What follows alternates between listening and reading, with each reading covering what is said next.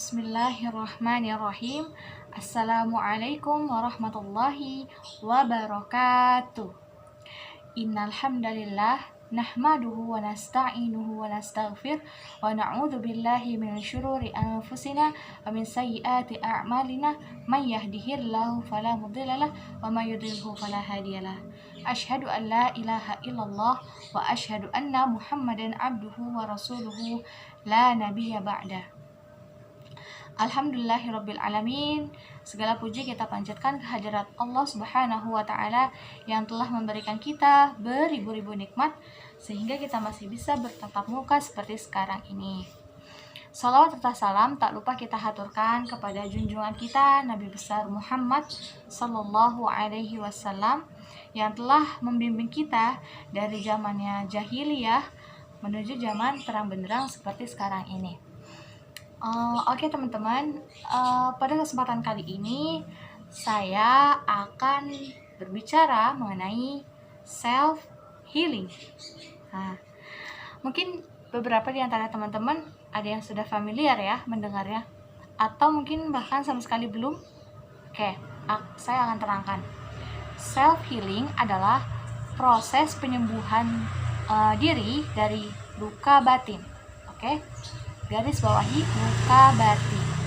Luka batin itu apa? Luka batin adalah suatu emosi yang tertahan. Nah, dia tuh tertahan lama-lama menumpuk di dalam batin, akhirnya menimbulkan luka. Nah, berbicara mengenai self healing,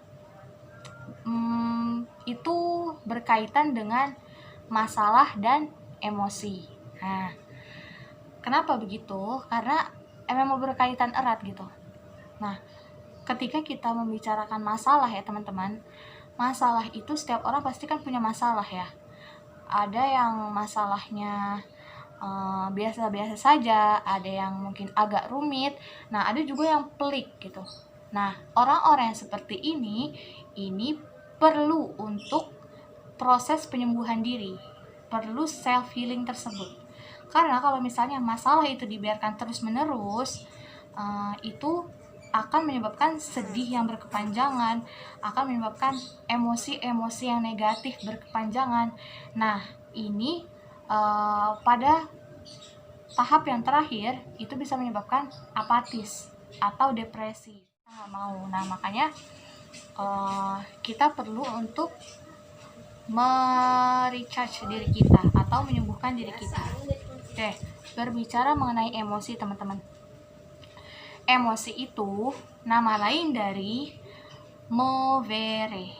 Oke, movere. Move yang artinya bergerak, ditambahin kata itu bergerak menjauh. Artinya kalau misalnya kita suka mendengar ya, move on dong gitu kan. Move on. Nah, itu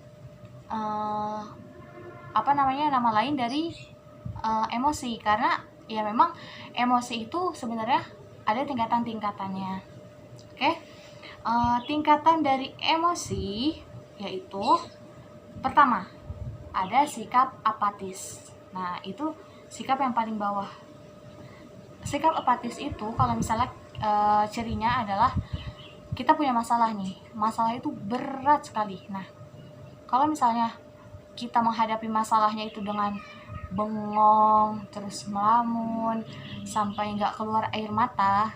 Nah, itu yang bahaya teman-teman, karena itu merupakan tingkatan emosi yang paling rendah. Nah, ini makanya yang banyak terjadi orang-orang kesurupan gitu. Nah, ini bahaya karena hati dia tuh lagi kosong, pikiran dia tuh lagi kosong. Oke, satu tingkat di atasnya itu rasa sedih. Nah, kalau rasa sedih ini, itu dia masih sadar, masih bisa untuk diarahkan, terus juga masih bisa keluar air mata. Nah, tapi ini juga belum dikatakan emosi yang baik. Tingkatan yang selanjutnya ada rasa takut. Nah, setiap orang kan pasti punya perasaan takut. Nah, oke, langsung ke tahap yang selanjutnya, yaitu rakus. Rakus di sini maksudnya ketika kita ingin melakukan sesuatu, misalnya lagi sedih, lagi berduka gitu. Terus misalnya ada saudara kita yang sedihnya ini nangis, nah itu berarti dia masih ada di level 2 terbawah. Nah kalau misalnya dia udah nangis terus takut untuk ditinggal, nah itu berarti tahapannya sudah naik. Terus dia rakus nih, tiba-tiba pengen, oh ya udah deh, aku pengen cari solusi semuanya agar masalah ini dapat selesai gitu. Nah itu satu tingkat lagi di atasnya. Terus begitu sampai sampai ke tahap yang damai atau ikhlas. Nah proses untuk sampai kepada tahap ikhlas itu merupakan proses yang panjang, teman-teman. Kita misalnya nggak mungkin ya tiba-tiba ujuk-ujuk gitu kan dari yang sedih terus langsung ke ikhlas. Ada sih, ada, tapi nggak banyak orang yang seperti itu, biasanya akan bertahap. Nah oke. Sekarang pertanyaannya adalah bagaimana caranya kita bisa mengendalikan emosi dan amarah kita supaya bisa terkontrol. Nah berikut beberapa caranya. Yang pertama adalah tuliskan masalahmu. Oke? Jadi kalau misalnya kita ada masalah, terus kita belum menemukan orang yang tepat, boleh tuh teman-teman bisa menulis di buku diary-nya, ya kan? Apa sih sebenarnya mau kita, terus bagaimana kita maunya diperlakukan gitu kan? Nah, semuanya curhatin aja ke buku itu. Yang kedua adalah self-talk. Self artinya diri sendiri, talk itu artinya berbicara. Jadinya berbicara kepada diri sendiri. Nah, misalnya teman-teman lagi galau nih gitu kan, bingung mau nulis tapi males kan. Oke, sekarang coba pergi ke cermin. Semuanya punya cermin kan? Nah, coba Anda berdiri di depan cermin. Oke, berdiri dan bicara pada diri Anda sendiri. Sebenarnya kamu itu mau apa sih? Terus bagaimana sih kalau misalnya menghadapi orang yang seperti ini? Bagaimana menghadapi orang yang seperti itu? Nah, kamu tuh harusnya kayak gimana? Nah, coba kamu berbicara di depan cermin seakan-akan oke, misalnya nih, oke Nanda, kamu harus jadi orang yang seperti ini, seperti ini, seperti ini. Terus misalnya, oke, nggak apa-apa hari ini aku diperlakukan seperti ini. Nggak apa-apa aku diperlakukan hari ini seperti ini. Yang penting aku nggak melakukan seperti apa yang orang lain lakukan kepadaku. Ketiga, meluapkan amarah dengan bergerak. Nah, kalau misalnya kita lagi kesel nih, lagi sebel, terus lagi sedih gitu, jangan buru-buru untuk meluapkan emosi. Misalnya kita lagi marah, terus ngebanting barang, terus marah-marah sama orang. Nah, jangan dulu. Yang pertama, tarik nafas, terus coba untuk baca istighfar terlebih dahulu. Banyak istighfar itu artinya akan banyak karbon dioksida yang keluar dan akan banyak pula oksigen yang kita hirup. Nah, itu menyebabkan peredaran darah di aliran tubuh kita itu menjadi lancar, teman-teman. Nah, makanya kalau misalnya lagi marah, perbanyak istighfar ya. Dan juga jangan lupa meluapkan amarah dengan gerakan. Kalau misalnya teman-teman suka olahraga, langsung saja kalau misalnya lagi kesel ya udah olahraga. Terus kalau misalnya suka beres-beres, kalian beres-beres. Artinya pokoknya jangan sampai amarah kita tuh dimanjain. Yang keempat, menikmati hidup.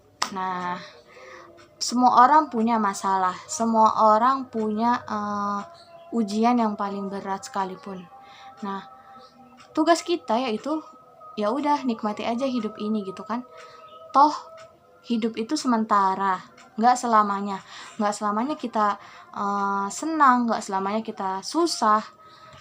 Ya sudah, jadi hal yang paling penting yaitu nikmati saja hidup ini. Ujian-ujian yang kita hadapi itu jadikan sebuah pembelajaran, jadikan sebuah renungan agar kita ke depannya bisa menjadi lebih baik lagi. Kita itu merasa ujian kita ini berat, berarti Allah tahu kita kuat. Kan la yukallifullahu nafsan illa wus'aha. Oke teman-teman, jadi nikmati hidup ini. Kelima, terakhir adalah berterima kasih kepada diri sendiri. Oke, cara ini merupakan cara yang melegakan ya. Setelah rangkaian proses yang kita hadapi, coba kita flashback lagi. Kita ingat-ingat lagi, kita itu sudah melakukan sejauh apa sih selama ini dalam menjalani hidup ini. Kita dikasih masalah, terus kita kuat untuk melewatinya, terus dikasih masalah lagi yang paling berat sekalipun, tapi kita tetap kuat, tetap mampu untuk menjalaninya. Kan itu luar biasa ya teman-teman ya. Nah, jangan lupa tuh untuk berterima kasih kepada diri sendiri. Nah, kalau dengan cara seperti itu akan memperbanyak syukur kita kepada Allah. Oke, cukup sekian yang bisa saya sampaikan. Kurang lebihnya mohon maaf. Billahi taufiq wal hidayah. Wassalamualaikum warahmatullahi wabarakatuh.